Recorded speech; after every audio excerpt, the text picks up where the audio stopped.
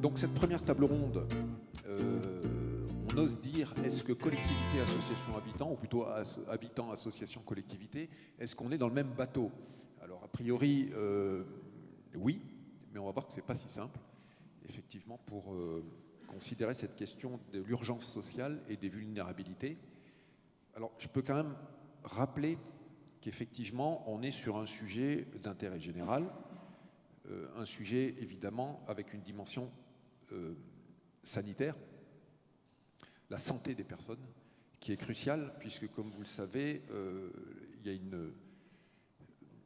l'insécurité alimentaire, elle est très socialement déterminée et très géographiquement déterminée. Donc évidemment, si on centre cette journée sur la question des quartiers politiques de la ville, c'est une appellation administrative, on appellerait ça des quartiers populaires en fait, on a effectivement une prévalence de l'insécurité alimentaire qui est beaucoup plus élevée, près de 14%, à la différence des 5% pour le reste des zones qui ne sont pas en QPV. Donc on voit bien que là, on cumule effectivement des effets de précarité, de pauvreté et donc d'insécurité alimentaire qui malheureusement ne cessent d'augmenter. Donc on est quand même là sur une urgence sociale qui monte. J'ai vu les Restos du Cœur hier, puisque nous étions au ministère, parce qu'il est vrai qu'en ce moment, nous subissons des coupes financières et budgétaires massives, absolument anormales, qui remettent en question nos fonctionnements, et même notre existence, peut-être, en tout cas dans le secteur associatif et de l'insertion par l'activité économique. Et les Restos du Cœur m'ont dit hier qu'ils vont changer leur barème. Ils n'arrivent plus à endiguer le flux des personnes qui viennent dans les Restos du Cœur, notamment sur l'urgence alimentaire. Voilà, donc on est sur un sujet quand même qui ne va cesser de grandir, de grossir. Je vous passe aussi, enfin c'est un sujet quand même qu'il faut avoir en perspective politiquement. Vous savez qu'aux États-Unis, le gouvernement de Donald Trump a supprimé les food stamps, c'est-à-dire en fait l'aide alimentaire. Et aujourd'hui, c'est une crise majeure qui s'annonce aux États-Unis, puisque là, on parle de près de 50 millions de personnes qui vivent avec l'aide alimentaire aux États-Unis. Donc évidemment, cette question de l'insécurité alimentaire, de l'aide alimentaire, elle est intimement politique et elle est très significative dans la façon dont on fait civilisation et dont on gère l'action publique pour l'intérêt général. On est sur ces sujets-là aujourd'hui avec ce focus sur les quartiers politiques de la ville. Alors, avant de passer la parole à Lydie Delon, qui représente ici les centres sociaux de Meurthe-et-Moselle, je vais juste revenir quand même sur... hier dans le train, j'ai regardé l'histoire des centres sociaux, parce que c'est toujours bien de revenir sur des trajectoires historiques, et il faudra toujours se dire que ce que nous sommes en train de faire là a aussi été fait à d'autres époques, mais sur des modalités qui restent les mêmes, celles de l'engagement des habitants, pour pouvoir effectivement prendre en soin les besoins les plus essentiels. Les centres sociaux sont nés alors en 1896 dans le 11e arrondissement de Paris. Je pense que le 11e arrondissement de Paris était un QPV de l'époque. Enfin, ça devait même être tout le nord-est parisien en fait. Aujourd'hui, le 11e arrondissement, c'est 10 000 euros le mètre carré. Bon, c'est plus vraiment un QPV, même s'il y a beaucoup d'habitat social. Ensuite, c'est une femme, Marie-Jeanne Bassot, qui a développé alors ce qu'on appelait à l'époque, avant l'État social, bien avant l'État social, les settlements, c'est-à-dire les emplacements, les camps, dans un langage anglo-saxon, puisque cette création finalement des habitants qui prennent en charge leurs besoins, alors que l'État n'existait pas, l'État social n'existait pas, a été fait par ces habitants. Et c'est Marie-Jeanne Bassot qui a développé la Fédération des centres sociaux, qui est née en 1922. Donc c'est très important aussi d'avoir ces continuités historiques et ce temps long associatif avec 1300 centres sociaux que fédère la Fédération des centres sociaux aujourd'hui. Donc la première question là, que je te pose, Lydie, c'est effectivement, dans les centres sociaux, vous êtes en première ligne. Comment vous voyez cette urgence sociale aujourd'hui ? Merci. Alors, rapidement, avant de rentrer dans le vif du sujet, peut-être principalement repréciser ce qu'est un centre social. Donc, effectivement, c'est un foyer d'initiative porté par des habitants qui sont accompagnés par des salariés pour des projets de développement local de territoire. Et un centre social, on le schématise souvent avec trois entrées ou 3 grandes maisons. Une maison, une porte d'entrée par laquelle les habitants viennent pour un service, une activité. Une maison, une porte d'entrée par laquelle ils viennent parce qu'ils ont envie de partager des projets avec d'autres. Et une 3e porte d'entrée qui est la porte de la citoyenneté, où on vient débattre, comprendre la société, rencontrer les élus locaux et faire bouger en fait les problèmes qui les concernent. Donc les centres sociaux ont vraiment pour mission de faire participer les habitants à la vie du quartier. Ça rejoint ce qui vient d'être dit par rapport à l'engagement des habitants face à des problématiques qu'ils rencontrent au quotidien. Alors effectivement, en Meurthe-et-Moselle, il y a 14 centres sociaux, dont 57% en QPV. Et effectivement, on constate l'urgence sociale, notamment par une augmentation dans le cadre des distributions d'aide alimentaire, des actions solidaires, des retours d'habitants qui sont présents. Nous, les habitants, il y a des ateliers cuisine qui sont mis en place dans quasiment toutes les structures.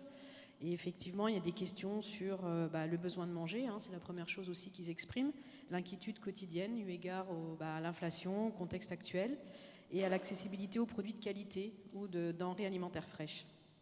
Et on a notamment un témoignage que souvent les budgets serrés induisent une réduction de budget sur l'alimentation, ce qui peut amener soit à réduire la qualité de l'alimentation, soit à voir sauter des repas pour certaines familles. Alors, comment ça se traduit aussi? Donc, c'est beaucoup en échange avec les retours des habitants, des premières personnes concernées. C'est que malgré le fait d'avoir parfois accès à l'aide alimentaire, ça ne suffit pas toujours pour manger, tout simplement.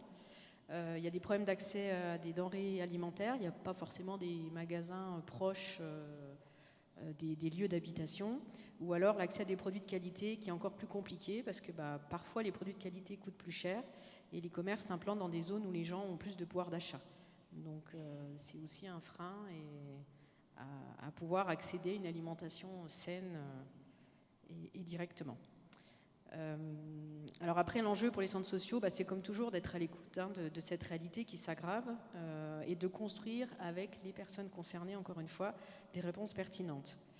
Alors ce qui est ce qui est mis en place en général dans les centres sociaux, c'est comme on l'a déjà évoqué, des jardins partagés, des épiceries, cantines solidaires, distribution alimentaire, la mise en place de petits déjeuners collectifs, notamment dans les structures d'accueil de loisirs aussi pendant les vacances, permettre aux enfants d'avoir un petit déjeuner avant de démarrer une journée, de maintenir parfois des repas dans le cadre de l'accueil collectif.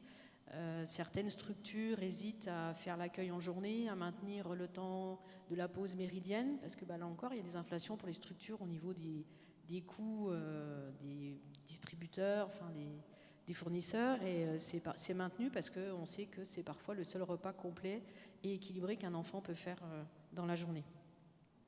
Et il y a tout ce qui est repas partagés, les cuisines collectives, et on a aussi des centres sociaux qui vont de la production à la transformation et à la consommation, avec la mise en place de jardins qui permettent aux familles de venir planter, de semer, d'entretenir le jardin, de récupérer les légumes. Et derrière, il y a toute une pédagogie qui est mise en place par les professionnels sur la sensibilisation des produits de saison, la cuisine et la dégustation, et des ateliers qui permettent aux familles de repartir avec le petit tupperware aussi de la production qui a été faite dans le cadre de l'atelier cuisine. Voilà. Donc voilà, diverses possibilités.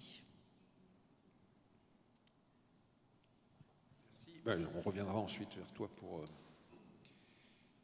les enjeux de préconisation sur tous ces sujets-là. Je vais passer la parole à Jawed Doudou. Je suis très content que tu sois avec nous. Tu es secrétaire du Conseil national de la coordination des Pass en nous. Alors peut-être tu rappelleras un peu ce que c'est que les Pass en nous. Tout est dit dans le titre en même temps. Parce que ce qui est fait sans nous est fait contre nous, disait ATD Carbone si je ne m'abuse. Donc tu viens de Grenoble et tu dis qu'il y a effectivement vous avez des actions dans beaucoup de villes en France, une vingtaine je crois, au moins, et vous avez commencé à faire une recherche-action sur la question alimentaire, précisément dans les quartiers. Alors sur cette question du point de vue du terrain, de l'urgence sociale et des vulnérabilités, quel est votre point de vue suite à cette recherche-action sur l'alimentation? Peut-être que je peux prendre le micro qui est là. Bonjour à tout le monde. Alors, peut-être une petite rectification, c'est que ce qu'on dit, c'est que ce qui se fait sans nous, pour nous, se fait contre nous. Et nous, on est nés il y a 10 ans du rapport Baquet-Meshmash, il y a 20 ans de la mort de Ziad Ebouna, et des révoltes qui ont suivi ces violences policières. Et on a fait différentes actions, notamment des cahiers de doléances. On a fait un tour de France pour aller voir ce qui se passait dans les quartiers, mais à la demande du ministère de la politique de la ville de l'époque, avec le ministre, M. Lamy. Et on a fait tout un travail pour voir qu'est-ce qu'on va présenter. Et on a fait ce travail qui s'appelle « Pour une réforme radicale de la politique de la ville, ça ne se fera jamais plus sans nous ». Et en fait, dans ce travail de recherche-action, on n'a pas commandé une recherche-action. On est les habitants, on est les premiers concernés, c'est ça, pas sans nous. C'est qu'on est tous bénévoles, on est tous habitants des quartiers populaires ou issus des quartiers populaires et toujours actifs dans les quartiers populaires. Et on a cette parole des premiers concernés.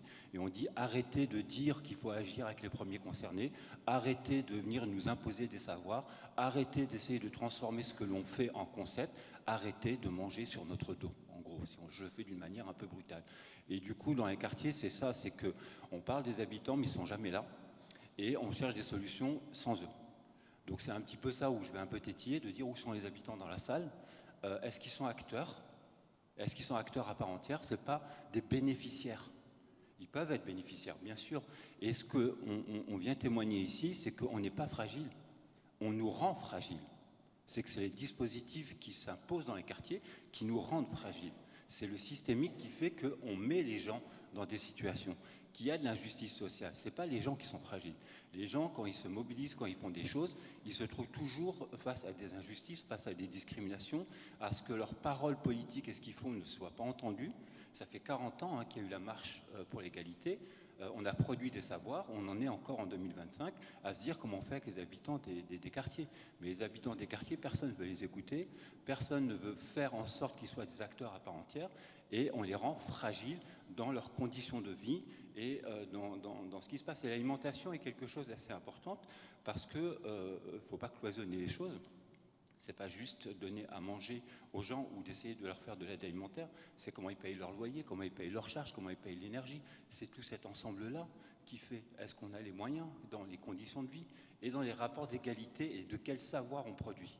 Parce que pour accueillir tout le monde, il faut parler, ce que moi j'essaie d'appeler une grammaire commune. C'est quoi la langue commune qui fait que les gens comprennent ce qu'on est en train de dire? Voilà un petit peu le travail. Dans la recherche-action, déjà on préfère le terme action-recherche, et c'est de mettre à égalité les savoirs. Un habitant doit être entièrement valorisé dans ce qu'il produit, dans ce qu'il sait, et on fait le constat en fait que si on est là, c'est que tout ce qu'on a apporté comme savoir, qu'il soit universitaire, technique, administratif, ça ne marche pas. Si on est dans une crise profonde, et on va chercher toujours les mêmes personnes, toujours les mêmes savoirs, et on met toujours de côté les mêmes personnes. Donc je pense qu'il y a beaucoup de choses à apprendre les uns des autres. Il y a des interstices dans ce pays et dans le monde, et ces interstices sont les marges. Et en fait, les marges, elles sont innovantes. Ce n'est pas le centre. Nous, quand on vient quelque part, on parle, c'est très bien, on nous met en note de bas de page, et hop, et après on passe à la page suivante, et on reste toujours dans une marge. Par contre, on essaye on essaye de venir se réformer sur nous. De se dire, donne-nous ce que tu sais, tu vas voir, on va faire, ça va être un concept, ça va être ci, ça va être ça. Et nous, on est mis de côté. La preuve, c'est que, ce que je peux témoigner, c'est que quand il y a, par exemple, dans les PAT, pour ceux qui ne savent pas, les politiques d'alimentation territoriale ou les PAIT, en fait, moi, je viens de Grenoble, on a appris après que, par exemple, les bénévoles étaient défrayés, ou les salariés étaient défrayés. La communication est partie chez tout le monde, mais nous, on nous demande toujours de venir gratuitement, de faire les choses gratuitement. En fait, on nous invisibilise toujours. Et ce n'est pas que les partis politiques, ou ce n'est pas que les grosses associations, c'est tout le monde, c'est un ensemble. Donc c'est la posture. Quelle posture vous avez vis-à-vis des quartiers? Merci Jawed. Alors, je posais la question, qui habite dans les quartiers dans la salle?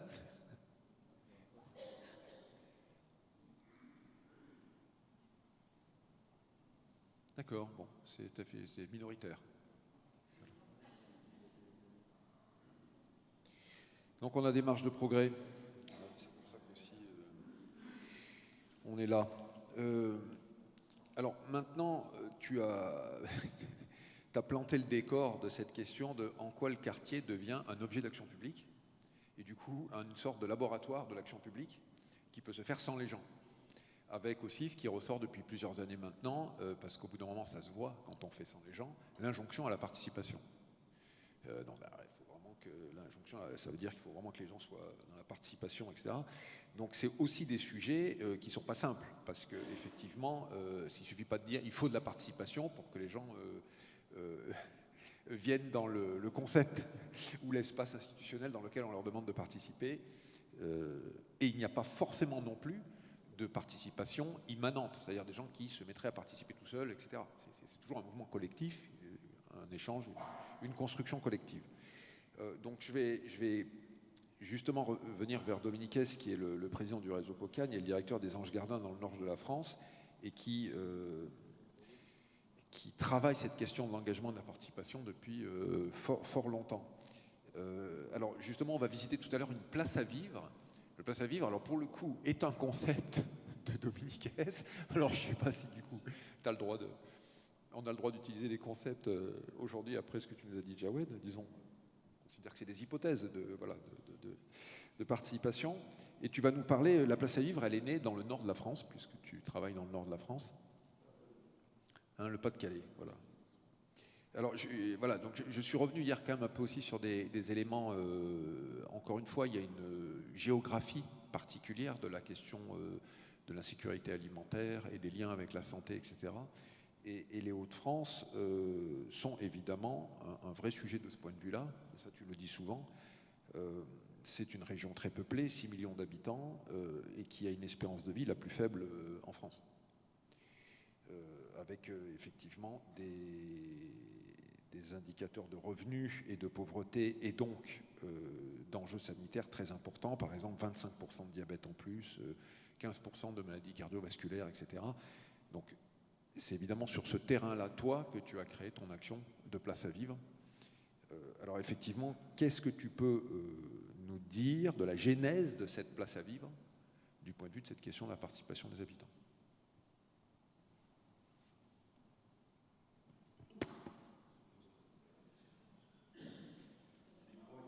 Trop loin par rapport... En fait, on est très... Je ne sais pas si c'est votre cas aussi, mais moi je suis très gêné par la lumière. Donc j'apprécie mal les distances, je m'en excuse si j'ai un peu effrayé tout le monde en pensant que j'allais choir là devant vous. Bon, alors juste pour combler le panorama, enfin j'en discutais avec notamment Jawed quand on avait un peu préparé cette séquence.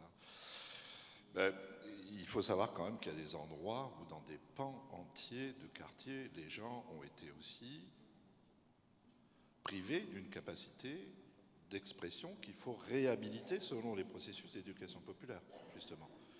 C'est-à-dire qu'à un moment donné, avant de parler du pouvoir d'agir, il y a l'idée de restaurer la possibilité de pouvoir dire. Quand vous êtes dans des secteurs comme le bassin minier du Pas-de-Calais, où les gens ont été entretenus dans un paternalisme sur plusieurs décennies, si ce n'est pas plusieurs siècles, la restauration, elle n'est pas si facile, et il en faut de la restauration avant de pouvoir effectivement avoir une capacité de pouvoir dire ce qu'on souhaite. Donc pour le panorama, j'aurais voulu quand même rajouter ça. Tous les territoires ne sont pas au même niveau en fait de paupérisation du pouvoir d'agir, ce qui n'enlève pas moins que je ne retirerai aucun mot à ce que tu dis, hein, Jawed, sur effectivement la lecture de ce qui se passe dans les quartiers et comment l'instrumentalisation est toujours aujourd'hui à l'œuvre, malgré les bonnes intentions, hein, et notamment les exhortations à la participation pour la participation, en fait. Bon. On parle de concept. En fait, ce n'est pas un concept, les places à vivre. C'est simplement qu'il faut savoir qu'à un moment donné, on est en écoute de difficultés, que par rapport à ces difficultés, nous agissons, et quand il y a de l'urgence sociale, nous agissons vite, ce qui ne nous empêche pas ensuite de réfléchir, de prendre du recul. Et tout ce que je peux dire aujourd'hui ne peut être issu que de ce mouvement, en fait, qui est de dire, il y a une difficulté, nous essayons d'agir, mais on pense en agissant, et du coup, ça nous permet effectivement, dans une attitude d'écoute, de pouvoir effectivement peut-être retenir quelques invariants, des choses qui vont peut-être caractériser une notion. Donc on a avancé une notion, c'est celle de place à vivre. D'autres diraient tirer le nourricier. Hein. Nous, on a appelé ça les places à vivre. Pourquoi? Parce qu'il y a l'idée de place, c'est-à-dire de lieu où nous allons nous retrouver, où nous allons faire société, à l'idée un peu des mécellum romains de jadis, où on ne faisait pas que venir chercher du poisson, des œufs, etc., dans un marché commun. C'était des vrais lieux de vie sociale. Et vivre, parce que l'idée, c'est quand même de dédier ces structures que l'on crée. J'y reviendrai tout à l'heure, ce n'est pas nécessairement 4 murs, hein, dans 4 murs. Il ne faut pas forcément 4 murs pour ça. Mais ces dispositions, plutôt que structures, sinon on voit plutôt les murs, cette disposition en fait qu'on propose, eh bien ces dispositions vont s'adresser à une tentative de réponse ce qu'on pourrait appeler, ce que Christian Dutertre, économiste, a appelé les grandes fonctionnalités de la vie. Se nourrir, ou les besoins essentiels si vous préférez. On pourrait imaginer que dedans rentrent les activités repair, que dedans rentre tout ce qui est lié aux ressourceries, recycleries, etc., etc. En fait, les vivres, ce n'est pas forcément que des vivres alimentaires. C'est vrai que le terme vivre renvoie plutôt à des aliments. Et place à vivre, vous l'avez vu, il y a un S qui est toujours distingué. L'ortie le distingue également. Parce que la petite coquetterie du mot, c'est quand même de mettre sur l'idée que si on veut des ressources, on peut participer à parce qu'il n'y a pas de vivre si vous ne participez pas à les construire. Donc si on co-construit les réponses, eh bien là, on va arriver à une certaine robustesse de la réhabilitation du pouvoir d'agir des gens. Donc c'est pour ça que quand on l'explique comme ça fait un peu concept. Mais dans la réalité, au départ, on s'est retrouvé dans une situation où nous, Jardin de Cocagne, qui employons, donc dans le Nord, dans le Pas-de-Calais, qui employons des personnes pour produire de la nourriture, venait sitôt la crise des subprimes est venue, donc en 2008, si je me souviens bien, ils venaient travailler sans manger. Ce qui était un comble. On s'est dit, du coup, servez-vous. Vous produisez des légumes, servez-vous. Ils ne se sont pas servis. On a dit, c'est parce qu'ils ne savent pas les cuisiner, on va faire des ateliers cuisine. Ils avaient beaucoup de plaisir à participer aux ateliers cuisine, mais ils n'incorporaient pas, en fait. Voilà. Et c'est là qu'on a vu qu'effectivement, cette histoire de malbouffe, qui était plus aussi une histoire de mébouffe, devenait une affaire un peu complexe et qu'il fallait qu'on se penche dessus plus sérieusement que dans une logique action-réaction, si vous voyez ce que je veux dire. Hein, c'est-à-dire les gens ont faim, Sa Majesté, les gens ont faim, eh bien qu'ils mangent, mais ils ne peuvent pas, eh bien qu'ils se forcent. Non, il faut qu'à un moment donné, on arrive quand même à se dire que quand il y a une telle dégradation, paupérisation, mise en vulnérabilité des gens, il y a beaucoup de choses à restaurer avant, ou en tout cas dans le même temps, qu'il faut effectivement redonner la parole aux gens. Donc c'est ça, en fait, cette idée de place à vivre. Elle n'a pas d'invariant, autre que, effectivement, cette histoire de grande fonctionnalité de la vie, plutôt prioritaire, sans être forcément exclusive. Cette histoire, effectivement, de proposer un processus, je dirais, progressif, qui a été très bien expliqué par Lydie. Hein, c'est ça? Vous n'avez pas tout à fait les mêmes. Nous, on a un prompteur, vous savez, avec les photos, c'est les mêmes, oui. La photo ne ressemble pas tout à fait... Sur le coup, j'ai eu un doute en disant, est-ce que c'est vraiment Madame Delon qui est là ou, voilà. Mais en gros, vous l'avez dit, hein, ce processus... alors nous, on l'a appelé poisson, canne à pêche, rivière. Hein, c'est-à-dire, on donne du poisson, il faut apporter effectivement face à des situations d'urgence. Alors pour nous, l'archétype du poisson, c'est le panier solidaire. Hein, c'est les ateliers cuisine qui permettent effectivement d'utiliser ces paniers solidaires qu'on pratique tous quasiment à Cocagne. La canne à pêche, c'est qu'à un moment donné, les gens y participent effectivement à la co-construction des possibilités d'avoir des vivres, des ressources. Donc pour cela, on a mis en place, nous par exemple, ce qu'on appelle des chantiers coopératifs. Ces chantiers coopératifs, et il y a une notion importante qui a été dite par Jawed, c'est valoriser ce que les gens produisent. Nous, on a trouvé très benoîtement intéressant de dire les gens s'engagent, eh bien il y en a une reconnaissance de l'engagement grâce à un marqueur d'échange qu'on a appelé la manne, monnaie d'une autre nature pour de nouveaux échanges. Et on s'est aperçu que ça changeait énormément de choses, cette reconnaissance. C'est que dans un système relativement clos, lié aux grandes fonctionnalités de la vie, eh bien finalement mon engagement va permettre ma mise en fidélité sur l'idée effectivement que je puisse participer à la construction des ressources en tant que telles. Par exemple, les gens vont dans des chantiers coopératifs pour planter des abricotiers, des trucs voilà, un peu comme ça, qui n'ont absolument aucune solvabilité financière dans une politique de marché avec un producteur classique, mais n'en sont pas moins des éléments de sécurité alimentaire pour l'avenir. On mange de très très bons abricots dans le Nord. D'ailleurs, je pense que c'est des variétés Nancy qu'on a. Il y a des abricots de Nancy, c'est ça? C'est une variété, les abricots de Nancy. Voilà. Bon, donc, du coup, effectivement, pour nous, c'est important d'arriver effectivement à avoir ce processus évolutif, présent, disponible, sachant que finalement, je dirais la phase ultime, qui est la rivière, c'est-à-dire vraiment avoir tous les éléments du pouvoir d'agir, pour l'instant, nous, on a réussi à le mettre en œuvre avec les personnes qui sont dans ces processus au travers d'une caisse de l'alimentation, hein, qu'on appelle, nous d'ailleurs, caisse de l'alimentation et de l'engagement, qui est la Calienne. Donc on va retrouver finalement une idée portée par l'éducation populaire, très bien exprimée par Lydie, hein, poisson, canne à pêche, rivière, qui à sa façon l'a dite, et, enfin, en tout cas moi je la redis à ma façon, hein, qui est assez, j'ai envie de dire, traditionnelle de l'éducation populaire. Moi c'est comme ça que dans la JOC je l'ai apprise, il y a très longtemps, et qui aujourd'hui est au service effectivement de cette réhabilitation en fait des gens et d'exprimer effectivement leur capacité d'agir. Ce qui me paraît aussi important dans les places à vivre, c'est d'avoir aussi une capacité de pouvoir agréger toutes les parties prenantes qui s'intéressent à cette question. En l'occurrence, nous, on a, à partir des places à vivre, mis les gens un peu, on s'est mis un peu en hub de connexion, parce que bien évidemment, quand on met en place ce type d'action, quand on met en place des jardins avec des gens à vocation nourricière, bien évidemment, on va travailler dans plusieurs. Alors nous, on travaille dans une région où il y a un secteur où il y a 19 quartiers politiques de la ville. Nous sommes impliqués dans 5 d'entre eux. Hein, et bien évidemment, il y a des centres sociaux, des CCAS, que sais-je encore, qui sont partie prenante de ces actions. Et donc, l'idée, c'est d'arriver maintenant à se réunir pour arriver à ce que nous ayons des actions qui soient combinées entre nous, quand tout le système, et notamment le système institutionnel, a tendance aujourd'hui à nous opposer les uns, les autres, nous mettre en rivalité. Ça a un nom, ça s'appelle les appels à projets. Voilà. Alors, juste à réinsister, il n'y a pas besoin, pour faire une place à vivre, de 4 murs. D'ailleurs, nous, on a ce qu'on appelle des places à vivre, avoir les murs qui sont dans les jardins. Hein. Ce ne sont pas, en fait, des lieux qu'on peut appeler, de ce fait-là, des tiers-lieux.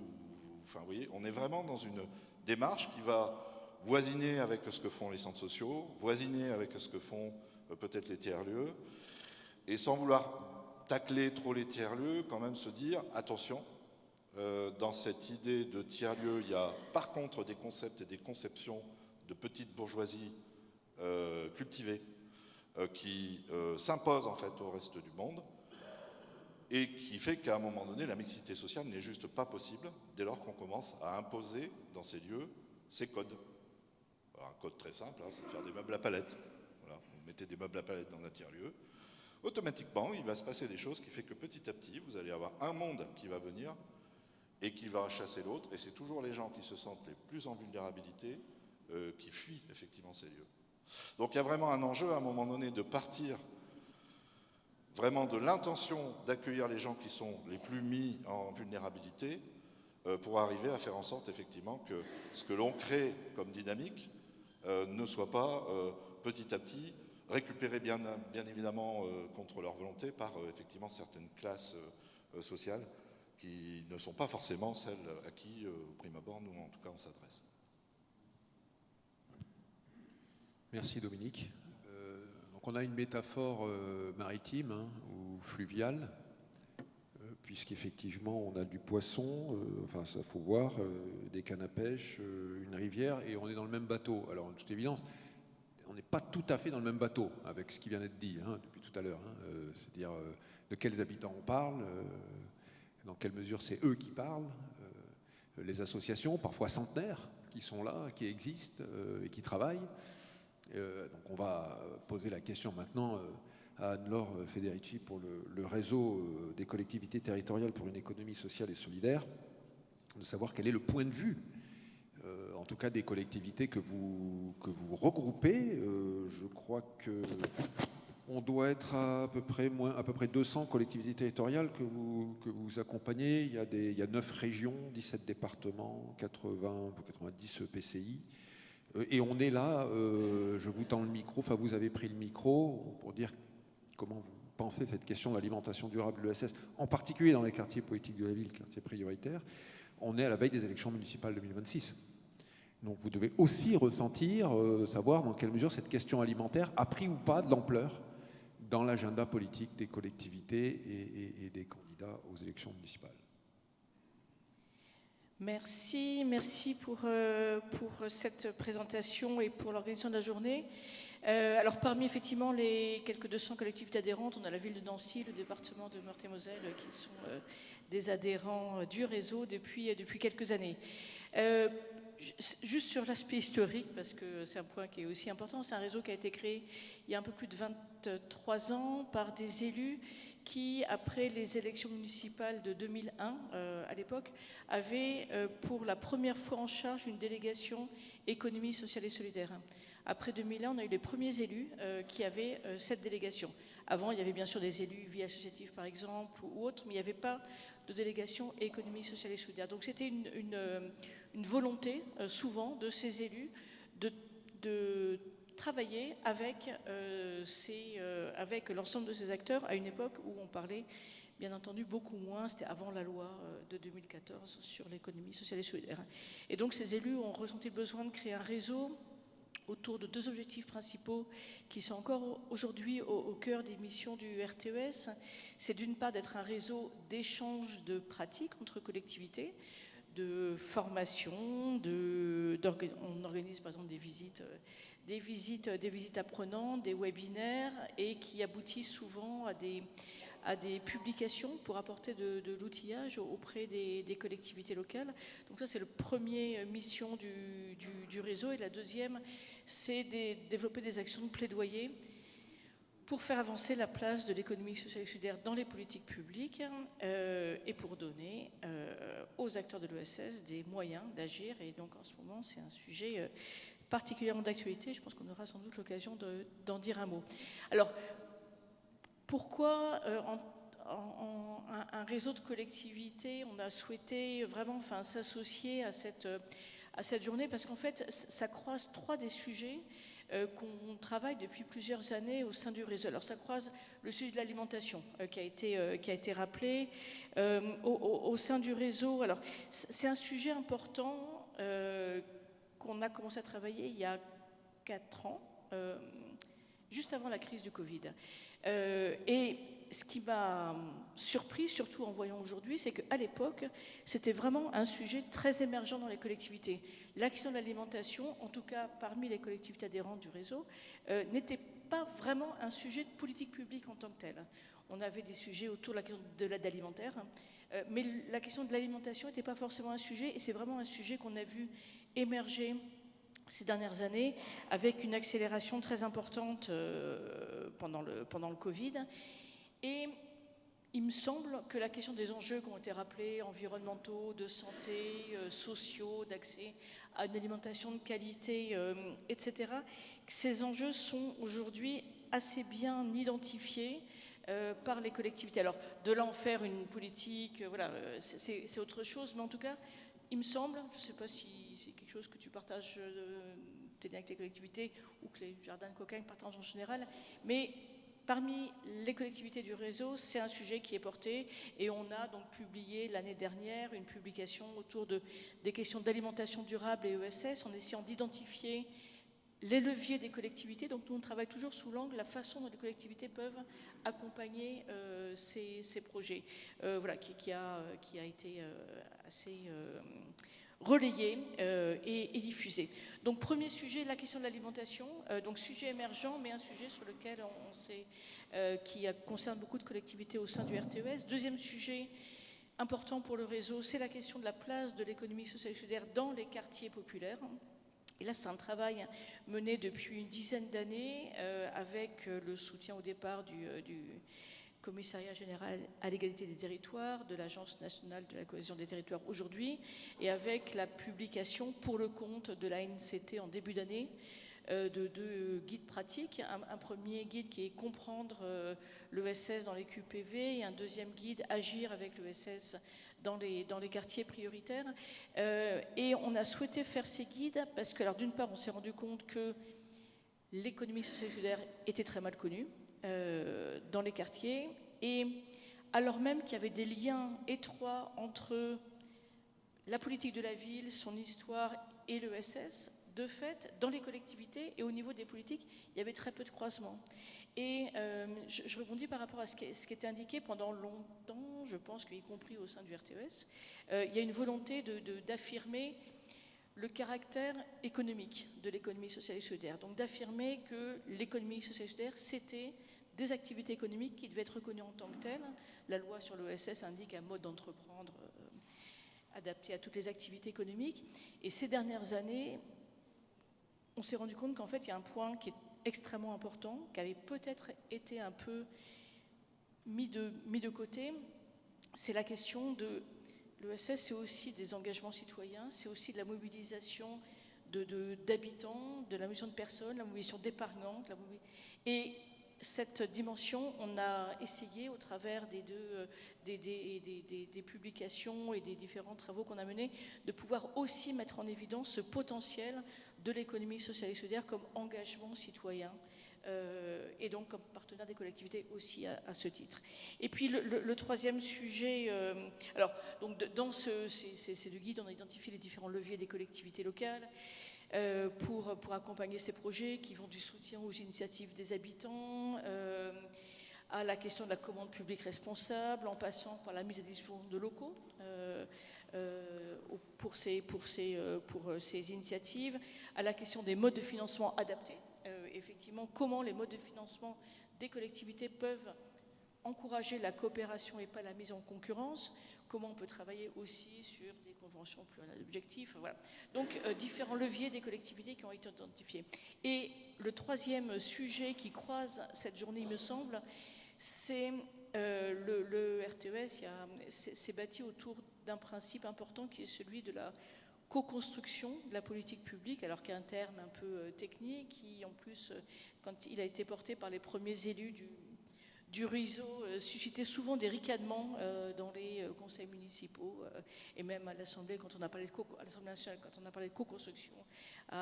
Coco, qu'est-ce que c'est, enfin, voilà. Et aujourd'hui, bon, c'est un terme qui est un peu souvent utilisé, galvaudé, et nous, on essaie de travailler, donc là aussi, dans le cadre d'un programme d'action-recherche, avec un groupe de chercheurs autour notamment de Jean-Louis Laville et de Laurent Fraisse sur quelles sont les réalités, intérêts et limites d'une réelle co-construction avec, d'une part, bien sûr, les associations, mais aussi derrière avec les habitants. Et donc, on termine un programme d'action-recherche. Nous, c'est dans le cadre de ce programme d'action-recherche qui associe aussi bien le réseau des maisons des associations, l'UFISC, des différentes structures. Nous, on s'attachait à la question des modes de contractualisation et dans quelle mesure il peut y avoir des modes de contractualisation qui favorisent cette co-construction et qui donc ne mettent pas en concurrence les structures de l'économie sociale et solidaire. Voilà. Très rapidement, je ne sais pas, peut-être quand même un mot par rapport à la situation actuelle et notamment la situation, le contexte budgétaire et politique que rencontrent les acteurs de l'ESS, mais aussi les collectivités locales. Dans le dernier projet de loi finances, il y a une baisse, enfin un effort demandé aux collectivités entre 4,8 et 8 milliards d'euros, selon si on intègre ou non la baisse des financements des fonds indirects pour les collectivités. Pour l'économie sociale et solidaire, il y a une ligne structuration de l'ESS qui baisse de 54% dans le projet de loi de finances. Donc vraiment, enfin voilà, des situations extrêmement compliquées et qui risquent, comme ça a été indiqué, de conduire à des replis sur soi des structures, mais aussi des collectivités locales. Et ce qu'on essaye au sein du réseau aussi de promouvoir, c'est aussi la question de la coopération entre collectivités et acteurs. Et j'ai oublié de le mentionner sur l'alimentation, parce que c'est un sujet qui nous tient aussi à cœur, c'est la question aussi des coopérations entre territoires ruraux et urbains, par rapport à ce qui a été indiqué, où il y a effectivement aujourd'hui un peu une mise en exergue de certains territoires contre d'autres, de certaines populations contre d'autres. Il nous semble que les questions d'alimentation et la question plus largement de l'économie sociale et solidaire peut aussi être un espace de coopération pour faire face à ces divisions. Merci. Alors, il y a des choses très importantes qui ont été dites par vous toutes et vous tous. Donc on va essayer d'ouvrir là une dernière phase de questionnement ensemble. C'est la question des alliances. Vous avez dit coopération, effectivement. Dans quelle mesure aujourd'hui on peut faire alliance? Alors, avec le premier élément du débat qu'on a eu là, ça reste une hypothèse, ça reste un questionnement. Il est important dans ce contexte-là de penser contre nous-mêmes. Il y a eu des réflexions qui ont été faites, des positions très claires. Si on commence à penser le futur devant nous là comme une continuité de ce qu'on a construit jusqu'à maintenant, ça ne va pas fonctionner. C'est-à-dire que la crise sociale est trop importante, la crise politique est trop importante, et le niveau de conflictualité est beaucoup trop important. Donc il faut arriver à penser contre nous-mêmes. Donc sur ces alliances, c'est pas si simple de ce point de vue-là. On va essayer d'explorer ça tout de suite. Moi, ce que j'ai retenu à ce stade-là sur la question des alliances, c'est d'une part des alliances qui permettent le pouvoir de dire. C'est ce que Jawed et Dominique ont évoqué comme avec Lydie aussi. Et Lydie surtout la capacité d'agir. Donc le pouvoir de dire, la capacité d'agir, là des acteurs entre eux, et sous contrainte, la coopération. C'est ce que vous venez de dire. Voilà. Donc ça, c'est un peu, à mon avis, les 3 points clés d'une nouvelle alliance à construire, et qui ne peut pas être une espèce de reconduction de réflexe, de façon de fonctionner, puisque là, on est sur des positions de rupture. Donc, voilà. Je vais donc passer la parole à Chloé Blandin, qui représente ici la ville de Nancy. Merci de nous avoir rejoints, puisque alors, vous êtes la représentante du pouvoir politique ici de la ville de Nancy, dont le maire est Mathieu Klein, et qui est excusé ce matin. Alors, c'est important de parler de Nancy et de faire cette journée ici, parce que la Meurthe-et-Moselle, Nancy, il y a une histoire. Et on y reviendra cet après-midi, notamment avec les représentants du conseil départemental.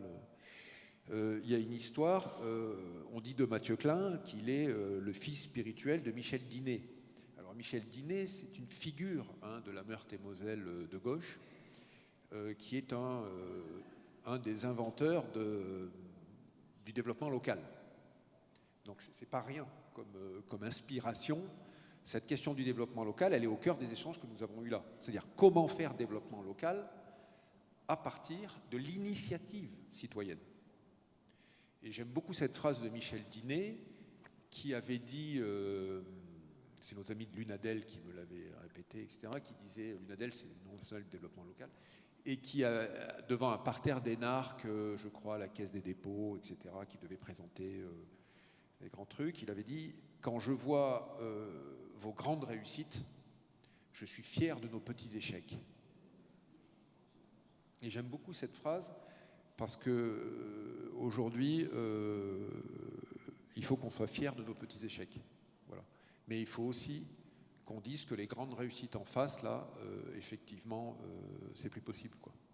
Ces grandes réussites, c'est des grands projets, etc. Ces milliards qu'on voit passer, etc.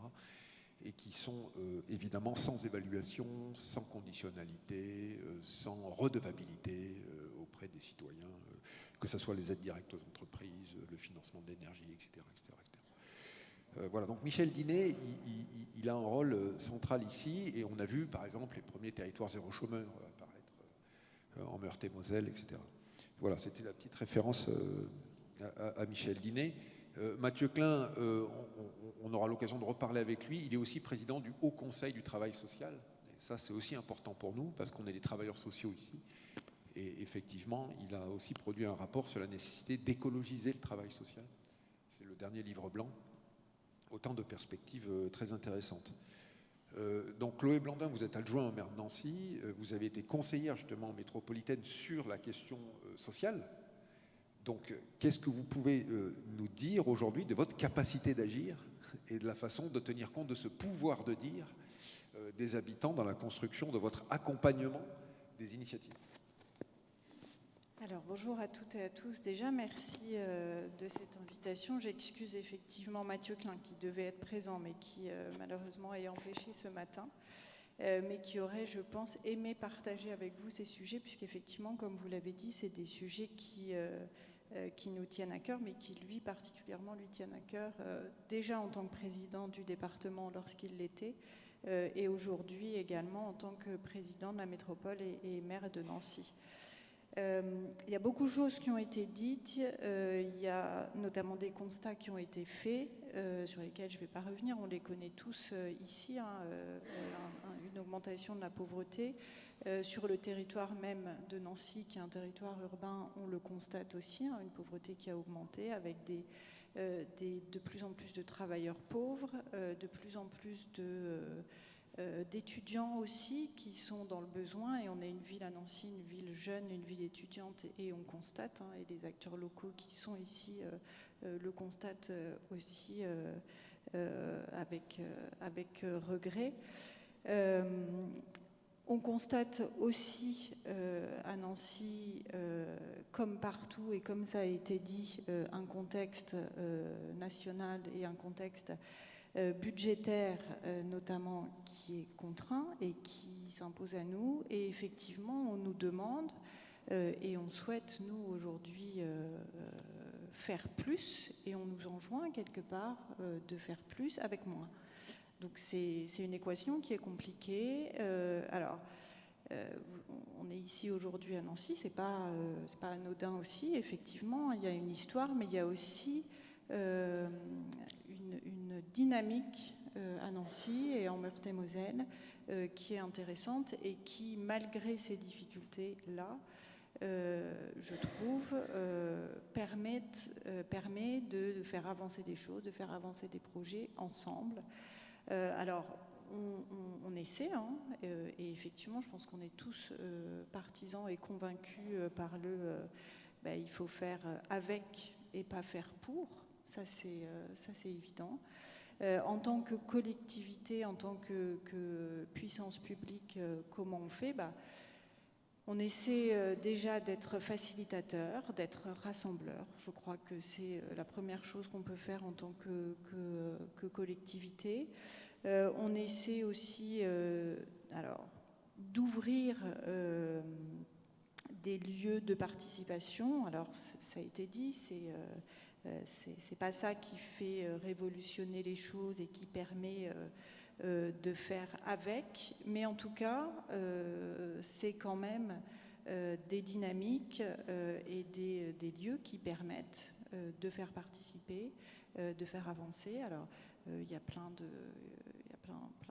d'exemples. On a alors sur le territoire urbain, pour changer de sujet de l'alimentation, même si on le voit, il y a plein de projets d'alimentation. On a ouvert le budget participatif. C'est des choses qui permettent quand même dans tous les quartiers, là pour le coup, vraiment y compris dans les quartiers politiques, les quartiers prioritaires.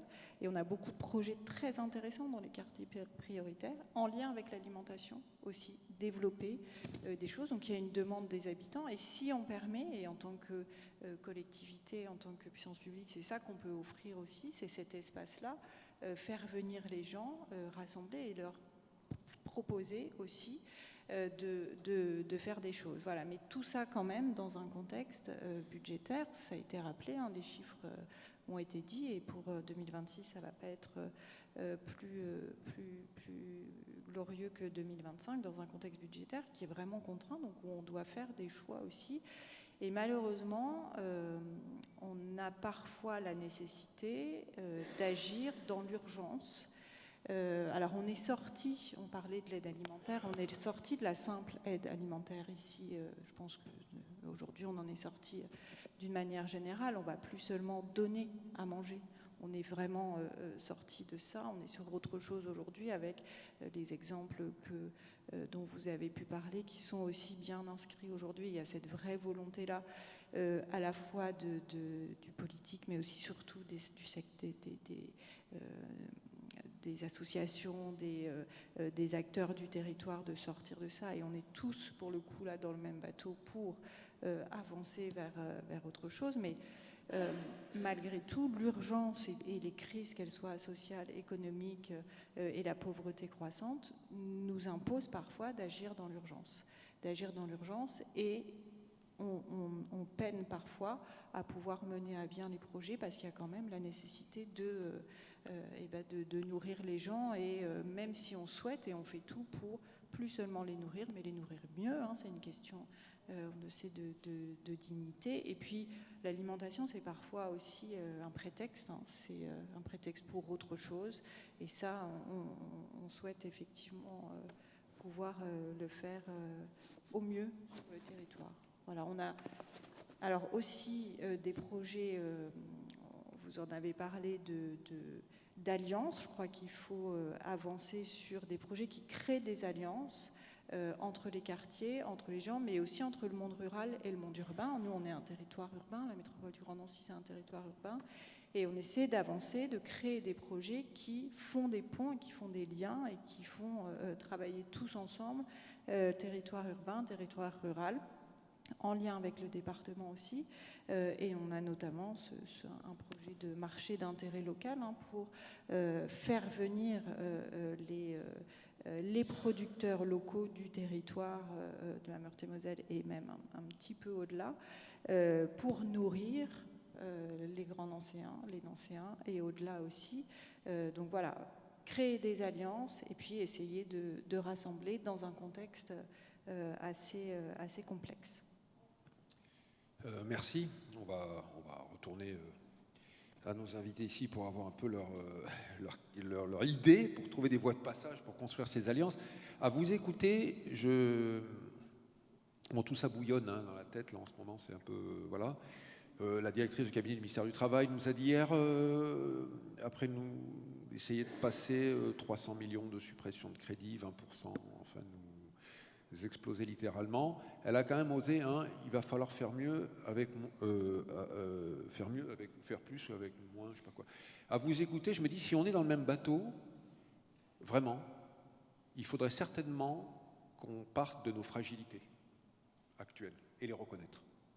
Et arrêter d'imaginer qu'on peut continuer à vouloir faire mieux, toujours mieux, être efficient. En fait, c'est pas possible. Moi, je lui ai dit, madame, vous arrêtez ça, vous ne pouvez plus dire ça. Je propose même, à la limite, qu'on inverse tous les termes aujourd'hui. Il faut faire moins avec plus. Il faut faire beaucoup moins avec plus. Parce qu'il y a un épuisement des forces. Épuisement des agents des collectivités, des associatifs, épuisement des habitants, évidemment, et de nous tous. Donc il faudrait certainement inverser un certain nombre de... Mais accepter ça, ensemble, parce qu'il y a quand même aussi, on a une mentalité, la structure aujourd'hui, l'idée de la performance, on doit tous être performants, la collectivité doit être performante, les associations doivent être performantes, les individus doivent être performants, surtout en ce qui concerne leur alimentation, etc., des injonctions. Si on est dans le même bateau, on est dans le bateau des fragilités. Et c'est peut-être ça le point d'alliance, parce que si on commence à se renvoyer les uns les autres la nécessité d'être mieux, différents, performants, elle nous a dit efficient. Bon, là, il faudra inverser la phrase de Michel Dinet. Il faudra être fier de nos réussites et révolté par leur efficience. Bon. Si on ne part pas de ça, c'est des postures que nous allons avoir les uns envers les autres. Et la situation aujourd'hui est radicalement nouvelle. Voilà. Sinon, vous allez nous dire quoi quand on va aller dans les bureaux des collectivités? Vous savez les contraintes budgétaires, vous savez l'État, ce qu'il nous a fait. Voilà. On ne peut pas raisonner des alliances à partir d'un transfert de responsabilité, des contraintes, etc. Donc peut-être admettre nos fragilités, admettre qu'on ne peut plus fonctionner comme avant, admettre que parfois on a peut-être fonctionné d'une manière qui était compliquée, sur le pouvoir de dire notamment, hein, et sur nos capacités d'agir. Voilà, donc c'est ce moment d'authenticité là que j'essaye de poser. Alors l'idée justement, quelles seraient les voies de passage pour construire ces alliances dans la relation entre les habitants, l'association, la collectivité, les professionnels, les personnes bénévoles engagées, etc. Alors, pour nous, les voies de passage, ce sont des espaces et des moyens de dialogue, d'action collective, de co-construction, des alliances interacteurs en fait, en liant les savoirs, les besoins, les ressources et les intérêts communs autour d'un projet, et notamment de la démocratie alimentaire. Au niveau des centres sociaux, un des fondamentaux aussi, c'est le partenariat. Ils ne peuvent pas agir seuls sur leur territoire, c'est l'interconnaissance des acteurs, c'est le travail en partenariat. Les centres sociaux partent quand même du vécu des habitants, de la mobilisation, des pratiques collectives, notamment autour de l'alimentation. Donc c'est construire ensemble à un moment donné, si effectivement, comme ça vient d'être dit, on ne se met pas tous autour d'une table, on a le même objectif, et le partenariat, c'est faire ensemble ce qu'on ne peut pas faire tout seul. Et il faut vraiment prendre en compte et partir du terrain, que chacun présent ici travaille aussi avec la population.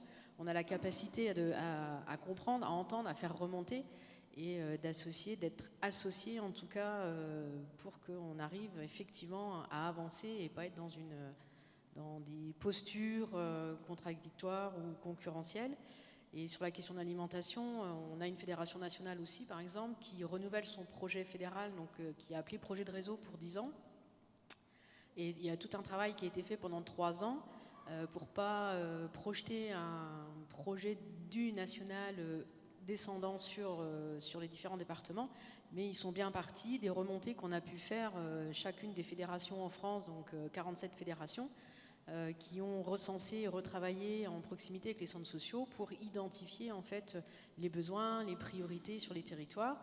Et c'est vrai que la question de l'alimentation est devenue une priorité nationale, et le national va déployer très prochainement des recherches-actions, des projets, en s'appuyant sur le vécu des habitants sur les différentes échelles, pour intégrer, et qu'il l'a intégré d'ailleurs dans son projet fédéral. Et l'objectif, c'est d'agir sur l'accès de toutes et tous à une alimentation saine, en prenant appui sur les actions diverses portées par les structures et leur permettre de prendre une ampleur. Et la Fédération nationale travaille avec différents acteurs, différents partenaires nationaux. Et voilà, pour prendre un des acteurs notamment, qui est la Caisse d'allocation familiale, il y a vraiment un travail de proximité, d'échange, de faire remonter, parce qu'il y a aussi parfois des directives ou des nouvelles COG qui sortent et qu'il faut réactualiser. Donc c'est vraiment ce travail de proximité au local entre nous, entre acteurs, et la capacité à pouvoir refaire remonter aussi sur les échelons nationaux, pour qu'il y ait du sens et qu'on ne soit pas dans de l'application effectivement de dispositifs. Et le deuxième point, c'est de prendre en compte que le travail, c'est du temps, le temps social, c'est un temps long. Et parfois, on ne peut pas produire des résultats au bout d'un an parce que il en faut 2, il faut 2 ans et demi, il faut 3 ans, parce que là encore, on parle de la mobilisation des habitants, qui est quand même une des priorités en tout cas pour leur permettre de bénéficier d'un certain nombre de choses. Donc voilà en quelques mots. Merci. Alors Jawed, je te redonne la parole, je t'en prie. Peut-être que tu peux revenir aussi sur les tables de quartier, là. Ça, c'est ce que vous organisez là concrètement pour. Oui, mais moi déjà, il y a pas mal de choses qui me font un petit peu réagir. C'est-à-dire que si on dit qu'on est sur le même bateau, on n'est pas dans les mêmes conditions. Moi, je suis bénévole, je suis obligé de me précariser pour pouvoir aider. Donc, dans les quartiers, c'est nous les premiers concernés. Donc, on est bénévole. Donc, encore une fois, il faut éviter de faire des recherches-actions sur les gens. Ça, c'est vraiment, c'est pas sur le vécu des gens qu'il faut faire. C'est ce qu'il faut qu'on fasse, c'est comment est-ce qu'on y va ensemble. Nous, quand on est association, il faut bien comprendre qu'il y a la loi séparatisme. On est toujours en conditionnel, hein. On est toujours suspect de quelque chose. Donc, avant même de participer, on nous demande de nous déshabiller. Habillez-vous avec les habits républicains, etc., etc. Et là, on peut commencer à travailler. Donc déjà, rien que ça, voilà. J'ai pas entendu le mot droit une seule fois. Nous, on doit prouver nos droits, en fait. On doit prouver le droit qu'on a des droits. Donc ça, c'est une condition. Donc on n'est pas tous sur la même égalité là-dessus. J'ai pas entendu aussi les luttes. parce qu'on est en lutte, et croire qu'on va changer l'alimentation sans mettre cette lutte, là c'est se fourvoyer, c'est pas vrai. Tout ce qu'on a obtenu comme droit, c'est par les luttes, et c'est nos corps qui défendent les droits. C'est le corps des précaires. C'est pas le corps d'être assis autour d'une table ronde, comme on fait alliance, etc. Ben oui, mais nous on te protège, parce que c'est nous qui sommes face à l'extrême droite. C'est nous qui sommes face à tous ceux qui veulent, nuire un petit peu à tous ces droits humains. Donc moi, ça me dérange un petit peu qu'on n'ait pas discuté des droits humains. C'est un droit, l'alimentation. L'aide alimentaire, tant mieux si à Nancy, par exemple, vous êtes sorti de l'aide alimentaire. Moi, je constate qu'on n'y est pas. Et qui c'est qui domine, en fait, les injonctions des politiques? Parce que dans l'aide alimentaire, il y a aussi l'écologie. Nous, on se bat juste, par exemple, je vous donne un exemple de terrain. On a fait une rencontre sur l'alimentation, on nous a dit non, mais il ne faut pas de viande. Donc on était allé chercher des gens qui font, par exemple, c'est une communauté sénégalaise, du mafé. Le mafé, c'est du riz et de la viande. Ouais, mais non, un mafé végétarien. Personne ne comprend pas. Il a fallu se battre pendant 1h30 pour avoir 3 kilos de viande. Ouais, mais tu comprends, fais un dessert. Non. Voilà. Donc c'est quoi la place des droits culturels? Comment on respecte les gens? Comment on parle de dignité quand déjà on domine? On te dit oui, mais tu comprends, l'explication qu'on a eue, c'est que le bœuf consomme beaucoup de CO2. Va dire ça aux gens des quartiers, ils n'en ont rien à faire. Comment est-ce que tu veux exclure des gens qui mangent de la viande? 90% de la planète a une relation spirituelle, a une relation sociale, a des temps sociaux où 1 ou 2 fois par an, ils mangent de la viande, et on leur demande de venir, mais tu ne manges pas de viande, s'il te plaît. Et le CO2, on va dire, voilà, l'écologie, c'est le CO2. Ouais, mais l'air intérieur est plus pollué que l'air extérieur. Qu'est-ce qu'on fait pour l'air intérieur quand il y a du moisi dans les logements, quand personne n'en parle? Mais tu demandes à ces gens qui galèrent, qui sont dans des appartements pourris où personne ne fait rien pour eux, de dire non, mais le CO2 c'est important, n'utilise pas ta voiture, mange pas de viande. C'est ça aussi l'alimentation, c'est qui domine le récit. Donc si on veut être dans le même bateau, comment est-ce qu'on prend conscience que tout le monde, il y a aussi des questions de racisme, de discrimination et de colonialisme dans l'alimentation et des questions de biopolitique. Sauf que là, nous, je le dis avec de la gravité, on n'est plus dans l'ère de la biopolitique, on est dans l'ère de la nécropolitique. On tue des gens du quartier parce qu'ils sont musulmans. Ça, c'est extrêmement important de dire que maintenant, qui a le droit de vivre et qui a le droit de ne pas vivre. Donc c'est ça aussi, on est arrivé à ce stade-là de se dire, mais si vous voulez aller avec nous, elle est où la place des luttes? Il est où le droit? La dignité, c'est qui l'a défini? Et enfin, qui c'est qui écrit qu'est-ce qu'on doit défendre? Donc ça veut dire sur quel seuil on atterrit. Et nous, on en a marre de nous dire toujours, on va coordonner quelque chose sur l'alimentation. Moi, je suis bénévole. Je ne mobilise personne parce que c'est quoi le projet social? Parce que nous, par exemple, quand on va parler de valorisation, c'est très bien, il y a plein de choses sur lesquelles on peut s'inscrire, mais nous, ce qu'on veut, c'est comment on transforme socialement, économiquement, politiquement les choses. C'est très bien de donner des cartes, c'est très bien de faire des choses, mais nous, on a créé un premier diplôme universitaire accessible sans le bac pour la participation citoyenne. Pourquoi c'est toujours les mêmes savoirs qui se mobilisent? On va mobiliser les mêmes savoirs et dire on va articuler tout ça, on va faire alliance. Mais on ne peut pas faire alliance quand on me demande d'être assis à côté de quelqu'un qui a des prestations de service de la ville, qui touche 30 000 euros, 40 000 euros pour venir me dire ce que je dois faire. Il faut prendre conscience que quand même, une fois, on m'a dit, secrétaire national de Passe en Nous, je n'aime pas faire ces casquettes-là, mais un journaliste qui m'explique pourquoi c'est bien le racisme, de lutter contre le racisme, et pourquoi est-ce que le racisme est un problème. Donc non, mais on marche sur la tête, quoi. Je veux dire, tu as le premier concerné, un des syndicats de quartier, et tu viens me faire la leçon de morale, pourquoi c'est bien. Et souvent, on nous dit aussi cette question de pourquoi c'est bien de lutter, et pourquoi c'est bien de faire alliance. Oui, mais tu n'as pas compris, en fait, que tu nous rejettes. La plupart des gens qui viennent nous demander de faire alliance, c'est ceux qui ont du mal à être invisibles à leur tour. Et ça, c'est les tables de quartier. Les tables de quartier, quand on est né du rapport Baquet-Machmach, en fait, tout ce qu'on a fait comme proposition, jamais rien n'a été retenu. Et on a fait 3 propositions majeures. Une, c'est un fonds de participation qui serait axé sur les partis politiques et les fonds du Parlement. Et de se dire, ça doit être géré par les habitants eux-mêmes. Parce que finalement, les institutions, elles ont les moyens de payer des experts pour leur dire les choses. Personne n'est expert d'eux. Donc, quelle expertise d'usage on mobilise et on met en égalité. Et 2, on a dit, nous, on ne transforme pas en concept, même s'il y a des concepts qui sont bien. Et on a été, par exemple, au Canada, avec un doctorant qui s'appelait Jérémy Louis. Il nous a dit ça ressemble beaucoup à ce que font les Québécois sur les tables de quartier. Donc on a emmené des habitants pour voir si c'était ça qu'ils voulaient, et on a fait la proposition des tables de quartier. Donc on est à l'origine de la loi de concertation obligatoire dans les QPV. Sauf que là où il y a de l'émancipation dans les tables de quartier, on a mis les conseils citoyens, où il y a toujours la ville ou la préfecture ou l'institution qui est présente. Donc quand on fait des propositions, voilà ce que c'est, voilà ce qu'on veut, on nous met de côté. Alors, on est dans un pays qui a une domination excessive, institutionnelle, et de laisser faire les habitants, c'est quelque chose qui est terrible. Souvent, on demande de nous dire comment ça se traduit partisanement parlant. Donc, ouais, c'est très bien, tu peux mobiliser combien de personnes? Non, mais je ne veux pas te parler. Dis-moi quelle est ma parole politique, et non pas est-ce que je peux te ramener du monde. Donc, il y a cette question-là de se dire comment est-ce qu'on met à ras toute la question de posture, de se dire il faut mettre à ras qui on est et comment on co-construit de nouveau. Parce que là, on est dans une période électorale.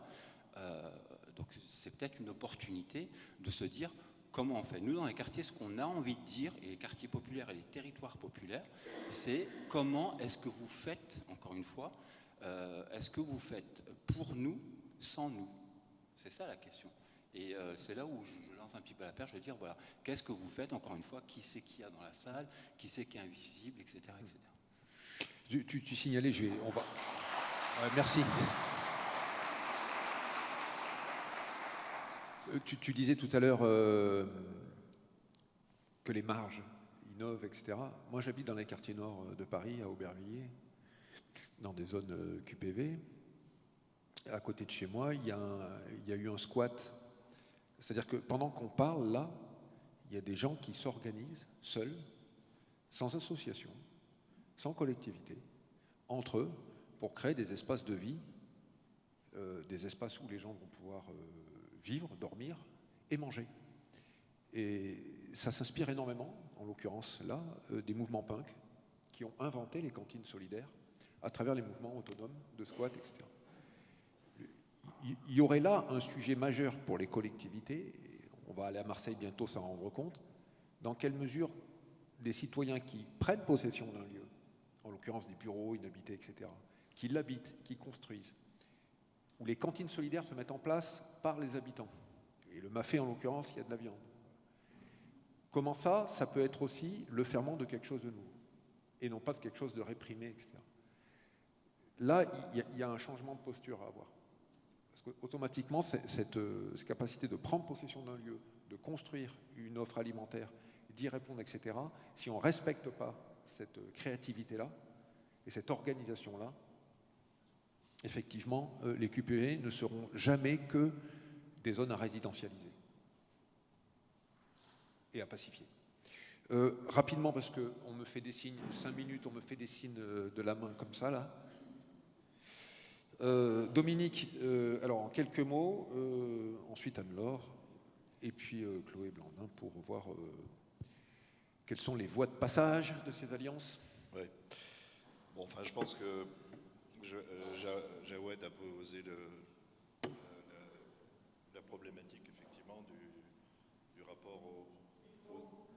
Non, c'est vrai. Oui, ah oui, c'est vrai, c'est très différent quand on parle devant. J'ai l'impression de m'entendre déjà beaucoup, mais bon. Bref, enfin, moi je voulais revenir effectivement sur cette histoire de même bateau entre collectivités et associations, donc ou acteurs de la société civile ou société civile organisée, pour essayer de voir si on peut au moins se mettre d'accord au minimum sur voilà, quelque chose. Déjà de dire que il ne faut pas parler d'une demande d'effort de l'État, c'est une ponction qu'ils font. Une ponction dans le dos, c'est-à-dire pas avec vous, pas concertée avec vous, et avec une seringue qui n'a pas de fin. L'État, le gouvernement, a une approche complètement idéologique, et il est illusoire de dire qu'il faut faire un effort parce qu'on serait tous dans le même bateau, qu'il faut faire des économies dans ce pays parce que ce pays est en train de partir. Non.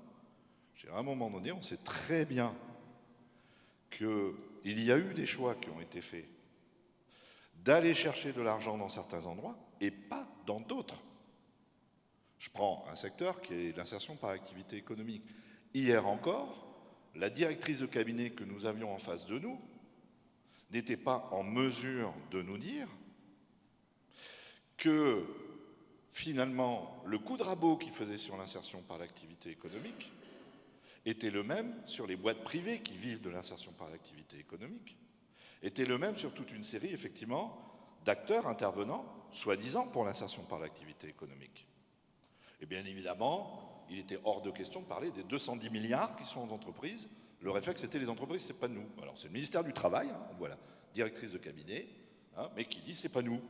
Voilà, bon, bah, c'est quand même un peu le même gouvernement. Le ministre, il est au service d'un gouvernement. Normalement, il devrait être au service d'une population, et a priori, ils sont d'accord pour faire des choix. Et on a encore des capacités de choix. Donc moi, je pense que, pour en revenir à ce que je veux dire, c'est déjà de dire que ce qui se passe est inacceptable. C'est inacceptable. Les choix sont faits, ce sont des choix qui ont tranché contre notre proposition de valeur sociétale. Et là, je pense que peut-être qu'on ne se retrouvera pas avec toutes les collectivités, mais on a à nouveau là un destin commun qui se présente avec les collectivités. C'est-à-dire que nous qui sommes au bout quand même du robinet, est-ce qu'à un moment donné, ceux qui sont un peu au-dessus du robinet, peut-être les collectivités, avec lesquelles quand même il est difficile de ne pas, nous, avancer sur des choses de qualité, durables, etc., ben finalement on n'est pas de fait mis dans le même bateau. Donc effectivement, il peut y avoir cette tendance à se retrancher les uns les autres, les collectivités, les associations et lycées de Versailles, ou, à l'inverse, de dire passons une vraie alliance et discutions de la manière dont nous allons ensemble résister par rapport effectivement à cette situation inacceptable. Et je pense que la première des choses, les premiers des gages qu'en tout cas le secteur associatif pourrait être en droit de réclamer, c'est de voir comment on se débarrasse purement et simplement de ce système de mise en concurrence qui sera encore plus exacerbé par le fait effectivement qu'il y aura de moins en moins de deniers à distribuer. Déjà, voilà. Enfin, je pense que là, il y a une piste très concrète et je pense qu'il faudrait arriver à ce que des représentants du secteur associatif, je ne sais pas moi, le mouvement associatif si ça les intéresse, mais je suppose, et puis des acteurs, alors RTES, peut-être d'autres représentants de collectivités, enfin des départements, etc. Il y a des organisations un peu fédératives de ces différents échelons pour arriver à faire en sorte effectivement qu'on fasse un pacte, déjà de non-agression et d'encouragement mutuel, parce que finalement, on est toujours dans l'idée résolue d'être au service des habitants. Donc il y a une question de méthode qui est posée par Jawed, de dire l'est-on vraiment, entre pour et avec. Effectivement, il y a encore beaucoup de choses à revoir. Mais dans le même temps, comme nous vivons une agression très très forte et une mise en péril du pilier social-démocrate qu'a porté ce pays, et là ça va aller vite, il faut tout de suite que nous arrivions effectivement à nous entendre là-dessus. Premier élément. Deuxième élément, c'était mieux s'organiser face aux AEP. Troisième élément, je pense qu'il y a un effort de notre part quand même malgré tout. Là moi je veux bien qu'on fasse l'effort, de mieux révéler les effets utiles. Alors certes c'est du temps long, mais le récit déjà de ce qui se passe dans ce qu'on fait vaut déjà. Le cordage que nous essayons de mettre en place vaut déjà. C'est des histoires de cordage. Les effets utiles, c'est face effectivement à une tendance à vouloir nous regarder, y compris les collectivités locales, hein, d'un point de vue cloisonné, et les PAT de ce point de vue-là n'ont rien arrangé. Hein. On nous voit sur l'alimentation, sur un sujet précis, alors que finalement, le spectre de ce qu'on va toucher va peut-être toucher 8-10 politiques, 10 services. 8-10 services. Cet effort-là, effectivement, assez rapidement, il faut que nous y soyons effectivement attentifs pour faire en sorte que, bien évidemment, même si je récuse l'idée d'avoir l'obligation d'avoir la charge toujours de la preuve, malgré tout, que nous soyons dans un effet de révélation de l'utilité, de la valeur sociétale que nous produisons et qui est de plus en plus belle. De ce point de vue, je trouve, puisque nous progressons tous, hein, société civile organisée, collectivité, dans l'idée effectivement d'une approche plus volontiers systémique de la valeur de ce qu'on produit. Pourtant, nos organisations ne sont pas encore là-dessus. Hein, on est encore dans des logiques de service, de guichet, hein, qui sont très différents et qu'il faudra certainement à un moment donné complètement exploser. Alors c'est ce qu'on va aller voir justement tout à l'heure. Alors oui, alors on n'est plus dans 5 minutes, on est, ben oui, c'est le temps long. Voilà. Anne-Laure. Non, super rapidement, parce que je partage en très très grande partie tout ce qui a été indiqué. Peut-être juste 3 points. Le premier point, c'est qu'on a parlé de la question des financements locaux, nationaux, mais il y a aussi la question des financements européens. Et là-dessus aussi, grande alerte sur la question des financements européens, sur la prochaine programmation européenne. Je pense que c'est un élément à prendre en compte, et à prendre en compte aussi je pense qu'il y a quand même un point qui est très important, c'est que ce n'est pas une situation spécifique à la France.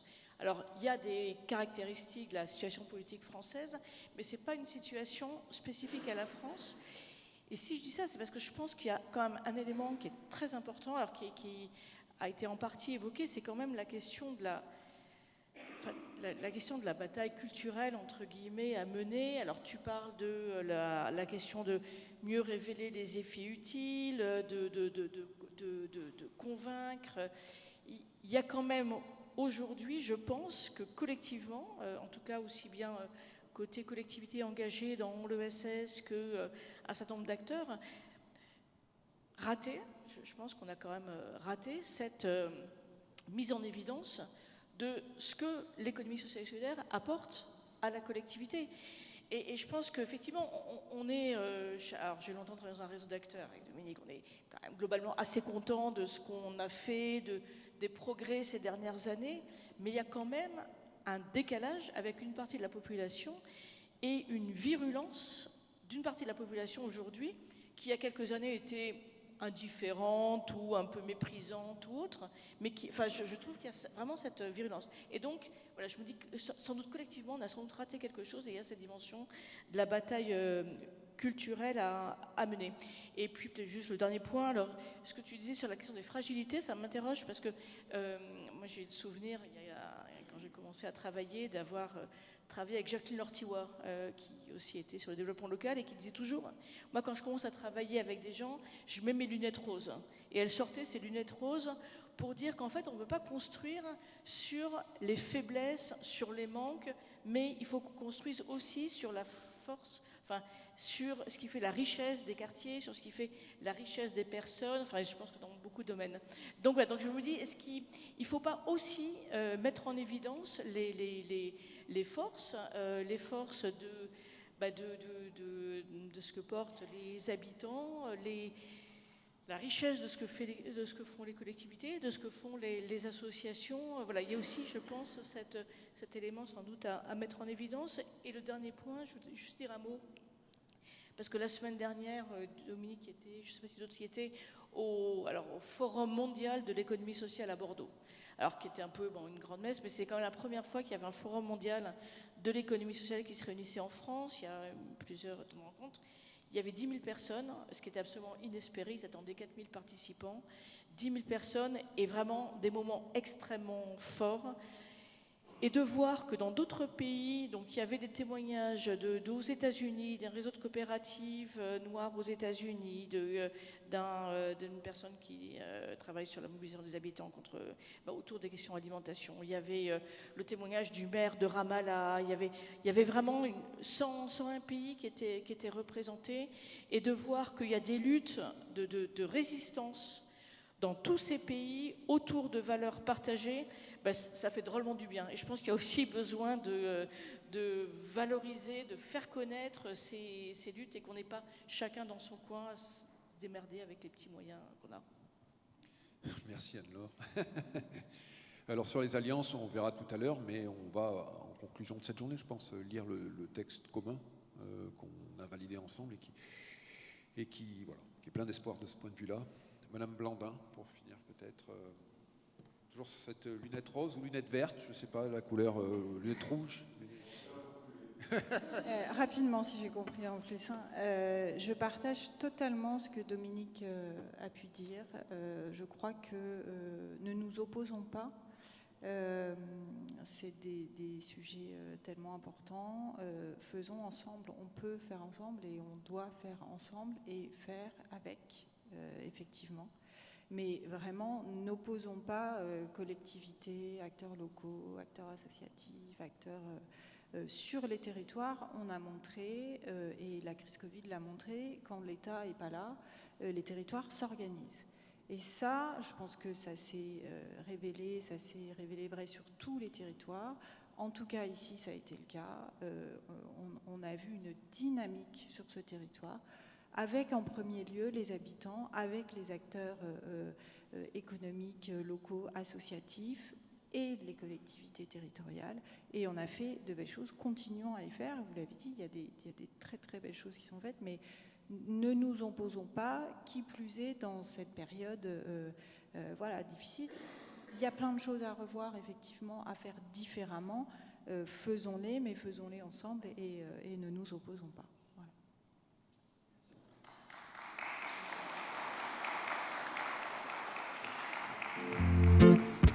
Évacuation immédiate de la salle.